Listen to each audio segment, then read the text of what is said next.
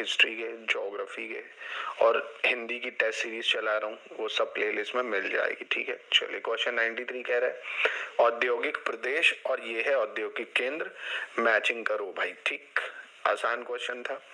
मुंबई पुणे जो औद्योगिक प्रदेश है, इसका औद्योगिक केंद्र क्या है? तो इसका औद्योगिक केंद्र कुर्ला है। तो अब ये दिख रहा है एक ही ऑप्शन में, 4 में, तो ए हो गया इसका। आइए आगे भी जान लेते हैं। पर कोलकाता हुगली ये है रिसड़ा। ठीक है, इसका औद्योगिक केंद्र रिसड़ा है। अहमदाबाद बड़ोदरा इसका कलोल है। क्या है? कलोल। और मद्रास कोयम्बटूर का भद्रावली। क्या है? भद्रावली। ठीक, तो इसका ऑप्शन ए हो जाएगा। 96 क्वेश्चन पता नहीं लाखों बार आया, बहुत ज्यादा इंपॉर्टेंट, हर बार आता है। राष्ट्रीय पर्यावरण अभियांत्रिकी शोध संस्थान, जिसको इंग्लिश में नीरी कहते हैं, ठीक है, कहाँ पे है ये है नागपुर में। कहाँ है? नागपुर। एकदम पेट क्वेश्चन है, बहुत बार आता है। चलो नेक्स्ट देखते हैं क्वेश्चन 97। मानव गर्म एवं आर्द्र जलवायु में सहज महसूस करता है। कह रहा क्या ये सही है? क्या उसका कारण ये है कि आर्द्र जलवायु में पसीना तेजी से वाष्पित हो जाता है? ठीक है, बताइए क्या होगा इसका। तो यार दोस्तों देखो, दोनों ही ऑप्शन गलत है। क्यों भाई? क्या आपको गर्मी में और ह्यूमिडिटी में अच्छा लगेगा? नहीं लगेगा भाई। और क्या कारण है अच्छा ना लगने का? मतलब अच्छा लगने का कि जलवायु जो पसीना है वो गर्मी में इवापोरेट हो जाता है। कहाँ हो पाता है भाई? दोनों ही अकथन, मतलब दोनों ही गलत है। कथन और कारण दोनों गलत हैं इसके। चलिए क्वेश्चन 94 कह रहा है द्वीप और ये उसका देश, कौन सा द्वीप कहाँ पे है बताइए। ठीक, तो क्रीट, क्रीट आइलैंड ये कहाँ पे है? तो क्रीट आइलैंड जो है ये आपका ग्रीस में है। कहाँ पे है? ग्रीस में। मैप देख सकते हो। सार्डिनिया, सार्डिनिया आइलैंड जो है आपका ये इटली में है। कहाँ पे है? इटली में है। कोर्शिका आइलैंड की अगर बात करें तो कोर्शिका आइलैंड फ्रांस में है। कहाँ पे है? फ्रांस में। और बेलेरिक आइलैंड ये आपका स्पेन में है। कहाँ पे? बेलेरिक, स्पेन में। तो यानी ऑप्शन बी हो जाएगा इसका करेक्ट। क्वेश्चन 98 कह रहा है निम्नलिखित में से कौन एक प्राकृतिक स्रोत नहीं है? बहुत आसान क्वेश्चन, बच्चों वाला क्वेश्चन। मृदा, जल, वायु, बिजली, तो ये तो आप ही बता दो, मैं इसको नहीं बताऊंगा, बेइज्जती वाला सवाल है। 99 अच्छा क्वेश्चन है, आईआर का क्वेश्चन है, मैपिंग से आया हुआ है। निम्नलिखित में से कौन सा देश सार्क का सदस्य नहीं है? बहुत आसान क्वेश्चन है, ट्राई करो जरा इसको। तो दोस्तों शार्क का मतलब ही है south Asian association for regional cooperation. अखंड भारत सुना है आपने ना, जिसमें इंडिया, पाकिस्तान, अफगानिस्तान, नेपाल, भूटान, ठीक है, श्रीलंका, ये सब अखंड भारत। म्यांमार जो है वो सार्क का हिस्सा नहीं है। ठीक है, ये याद रखना। पर अखंड भारत में म्यांमार तो बर्मा को हमारे ही पास था म्यांमार तो।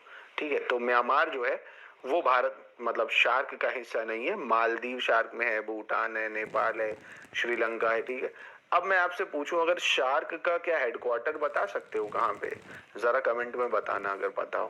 क्वेश्चन 95 बहुत ही आसान क्वेश्चन है। एशिया में सर्वप्रथम निर्यात प्रसंस्करण क्षेत्र यानी ईपीजेड, ठीक है, कहाँ स्थापित किया गया है? तो ये करंट अफेयर्स का क्वेश्चन था, कांडला। ठीक है, कांडला आपने सुना होगा, कांडला पोर्ट जो अडानी जी के कारण न्यूज में भी था।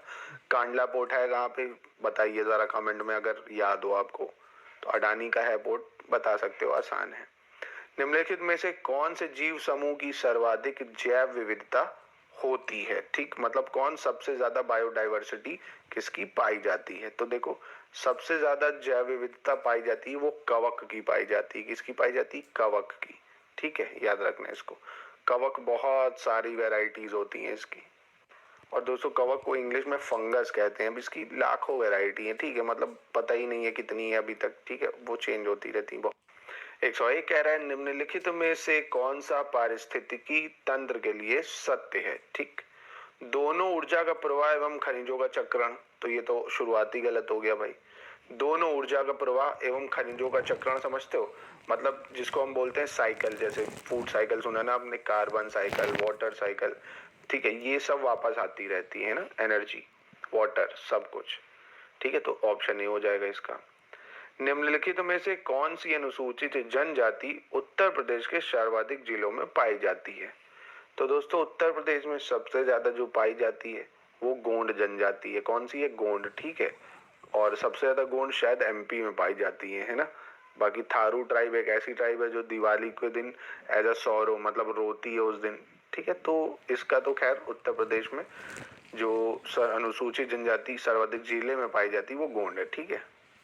106 कह रहा है अफ्रीका में विक्टोरिया जलप्रपात के संदर्भ में निम्नलिखित में से कौन सा कथन सही है, ठीक है। यह जाम्बिया और मोजाम्बिक की सीमा पर अवस्थित है या ये जाम्बेजी नदी पर स्थित है, कौन सा सही है। सो दोस्तों पहला गलत है, दूसरा सही है, क्योंकि ये जाम्बिया और मोजाम्बिक नहीं, जाम्बिया और जिम्बाब्वे की सीमा पे है। कहाँ है? जाम्बिया और जिम्बाब्वे, मैप में देख सकते हो, और जैम्बेजी नदी पे है, ये बिल्कुल सही है, ठीक है। तो ऑप्शन बी हो जाएगा इसका। भारतीय दलहन अनुसंधान संस्थान कहाँ स्थित है? बहुत आसान क्वेश्चन है। झांसी में, कानपुर में, लखनऊ में, वाराणसी में।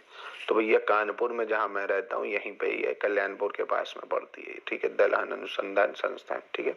104 कह रहे हैं राष्ट्रीय डेयरी विकास बोर्ड, ठीक है, कहाँ पर है ये? तो राष्ट्रीय डेयरी विकास बोर्ड करनाल, नई दिल्ली, आनंद या भोपाल? तो दोस्तों ये आनंद जो कि गुजरात में है, राष्ट्रीय डेयरी विकास बोर्ड का मुख्यालय आनंद गुजरात में है, ठीक है, याद रखिएगा इसको। चलिए नेक्स्ट क्वेश्चन देखते हैं हम लोग।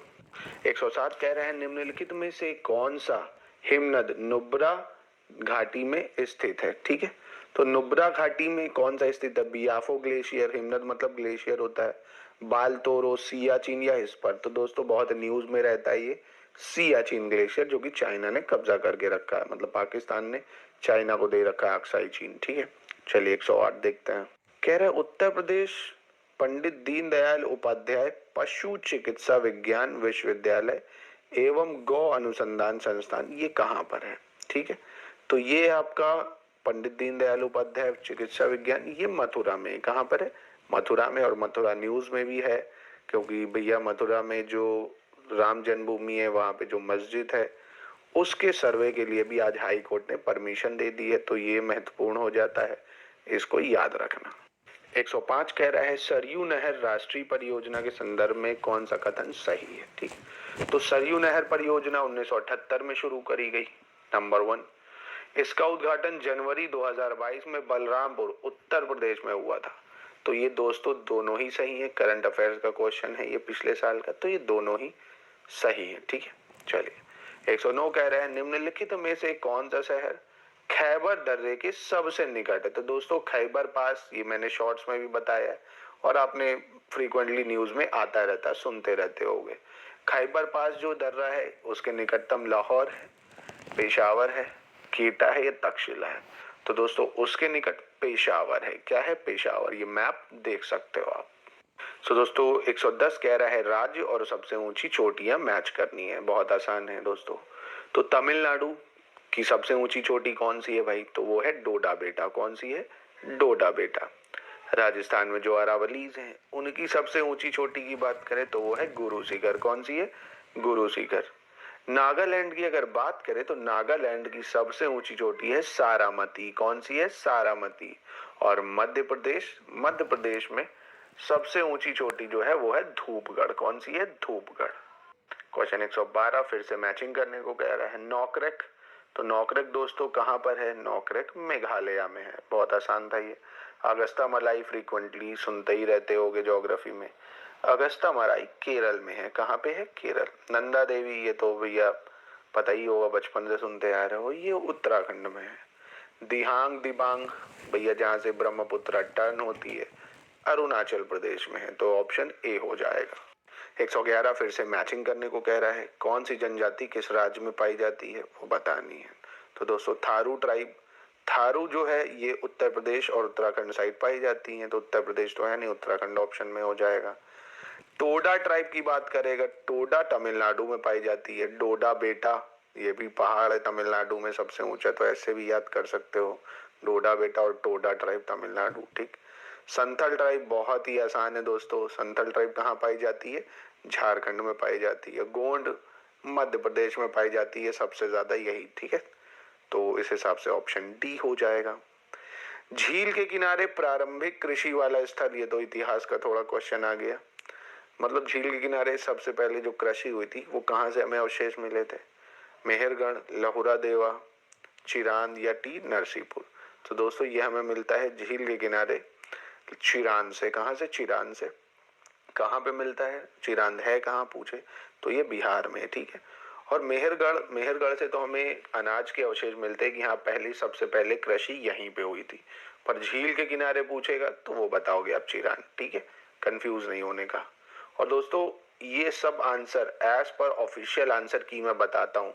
कई लोग कमेंट में बहुत करते हैं, भाई कमेंट में सबकी रिप्लाई करने का समय नहीं मिल पाता। अब लोग देखते हैं थोड़ा व्यस्त ज़्यादा हो जाता हूँ, बहुत पढ़ाना पड़ जाता है और कुछ और भी पढ़ाता हूँ मैं कहीं और भी, तो वो भी देखना पड़ जाता है, ठीक है दोस्तों। तो कोई बाकी मैं कोशिश करता हूँ सबके कमेंट का जवाब दे पाऊँ, तो आप लोग अच्छे से अच्छा अपना जो भी डाउट हुआ करे आप पूछ लिया करो बेफिक्र, कोई दिक्कत नहीं उससे। 114 कह रहा है चंद्रप्रभा वन्य जीव अभ्यारण्य उत्तर प्रदेश का एक प्रमुख वन्य जीव अभ्यारण्य है। ये निम्नलिखित में से कहाँ पर है? तो दोस्तों चंद्रप्रभा जो है अभ्यारण्य ये जनपद चंदौली में है। कहाँ पर है? चंदौली में, ठीक है, याद रखना इंपॉर्टेंट है, यूपी का है, यूपी ज्योग्राफी से आ सकता है। दोस्तों 115 कह रहा है कर्क रेखा निम्नलिखित में से किन राज्यों से होकर गुजरती है? बहुत आसान है, आप बचपन से मैप देख रहे होगे अगर तो आराम से बता सकते हो। सबसे पहले तो कितने राज्यों से गुजरती है ये समझ लो, 8 राज्यों से, ठीक। गुजरात, राजस्थान।